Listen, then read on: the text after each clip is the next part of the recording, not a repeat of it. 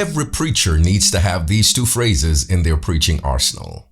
That is why, and in other words. These two phrases will help your listeners follow your thinking in real time. Now let me show you how. Imagine you're preaching through a passage like Ephesians chapter 2. You have explained that salvation is by grace, not by works. Now what? What does that mean? Your listeners are asking, what must I do with that information? This is where many sermons lose people, because the preacher stops at the level of explanation, but the listener needs help with connecting what was explained to what it means to them. And you cannot assume that all your listeners are so intuitive that they will work it out. This is where the transitions are helpful. You use that is why to show the result. So you explain the truth. Salvation is a gift of grace. It cannot be earned. Now you connect it by saying, that is why no one can boast before God. Or that is why our confidence is not in ourselves, but in Christ alone. Or that is why we stop striving to earn salvation and start resting in what God has done. See, that is why gives momentum to your message, and it keeps your listeners moving forward. They see it. They don't just hear the truth. They see where it leads. That is why builds a bridge from explanation to implication. It answers the question, what does this mean for me? The other transitional phrase is,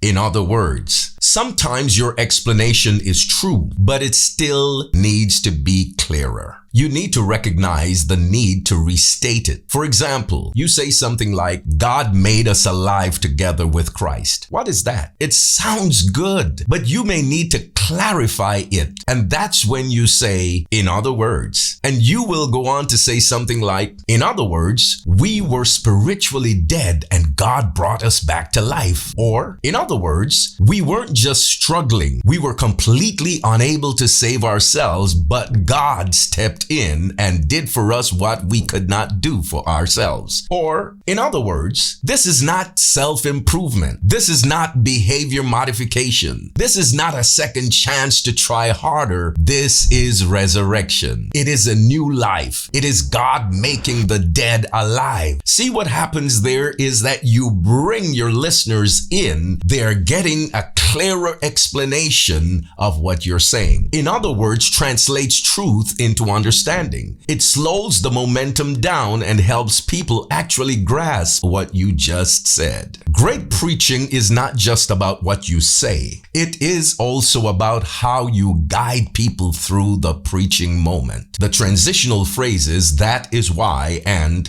in other words, are basic but powerful tools to have in your arsenal. And if you have not been using them, I suggest you try using them in your next sermon and come back and tell me how it went for you. I guarantee you that if you use them well, your listeners will not just hear your sermon, but they will be able to follow your sermon.